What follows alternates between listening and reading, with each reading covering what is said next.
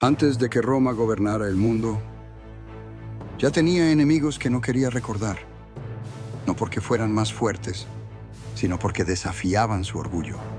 Al norte del río Tíber, donde hoy solo hay colinas cubiertas de maleza, existió una ciudad poderosa, tan antigua como Roma, más rica que Roma, y durante mucho tiempo, más temida que Roma. Su nombre era Veii, una ciudad etrusca con murallas ciclópeas, templos resplandecientes y un ejército entrenado para resistir generaciones de guerra. Una ciudad que creció mirando de frente a Roma, sin miedo y sin intención de someterse. Veii tenía algo que incomodaba profundamente al Senado: independencia. No hablaban latín, no adoraban a los dioses romanos y no querían formar parte del proyecto imperial. Mientras Roma se expandía con disciplina y hierro, Veii prosperaba a su manera, más refinada, más antigua, más peligrosa. Durante siglos, Roma intentó someterla. Hubo tratados, guerras, traiciones. Cada intento fallido solo aumentaba el rencor. Para los romanos, Veii no era solo una ciudad, era una espina clavada en el orgullo de una república naciente.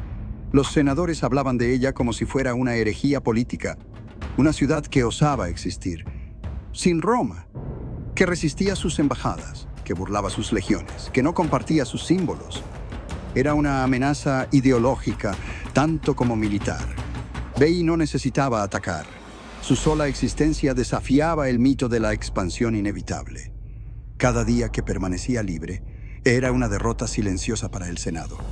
Y lo peor llegó cuando Roma descubrió que Veii no solo resistía, sino que comenzaba a influir en otras ciudades etruscas.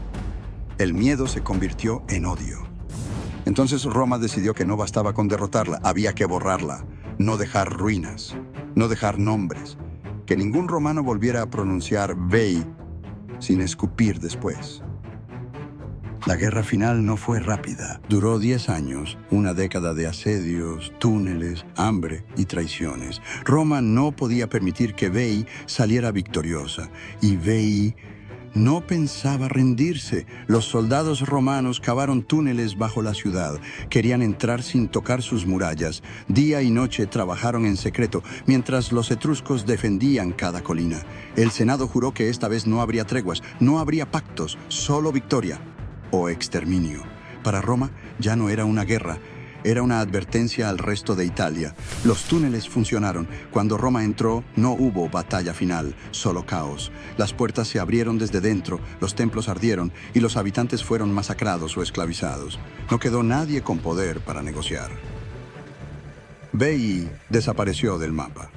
Las casas fueron demolidas, las estatuas fundidas, los textos destruidos, como si nunca hubiera existido. Pero algo no encajaba. Los legionarios hablaban de templos vacíos, de calles silenciosas, de habitantes que parecían haberse desvanecido. Roma ganó, pero la ciudad ya no estaba viva cuando llegaron. Algunos escribas dejaron notas extrañas. Dijeron que Veii había muerto mucho antes de la invasión, que algo dentro de la ciudad se había roto o rendido. Roma nunca publicó esos informes. Lo poco que se conservó fue enterrado en archivos secretos o eliminado de los registros oficiales. Y así Veii fue vencida. Pero Roma no la recordaría como una victoria. La recordaría como un silencio. Años después, los campos donde estuvo Veii quedaron vacíos. Nadie reconstruyó. Nadie cultivó. Ni siquiera los pastores querían pasar la noche cerca de sus ruinas. Los romanos que participaron en la toma de Veii rara vez hablaban del tema.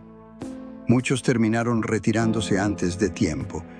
Otros fueron enviados a regiones lejanas. Algunos simplemente desaparecieron. Los pocos que escribieron sobre la campaña usaron frases ambiguas. Decían que Roma recuperó el orden o que la frontera fue purificada. Nunca mencionaban el nombre de la ciudad. Y con el tiempo, Veii dejó de existir en la memoria colectiva, no por olvido, sino por diseño. Fue borrada con intención, callada por miedo, silenciada por decisión de Estado. Pero los rumores siguieron. Se decía que en los días de niebla espesa, algunas sombras aún caminaban entre las piedras rotas, que había símbolos tallados en los túneles, símbolos que nadie entendía. Un historiador anónimo del siglo I después de Cristo escribió que quien hablaba demasiado de Veii era acusado de traición, que Roma temía más su recuerdo que su ejército.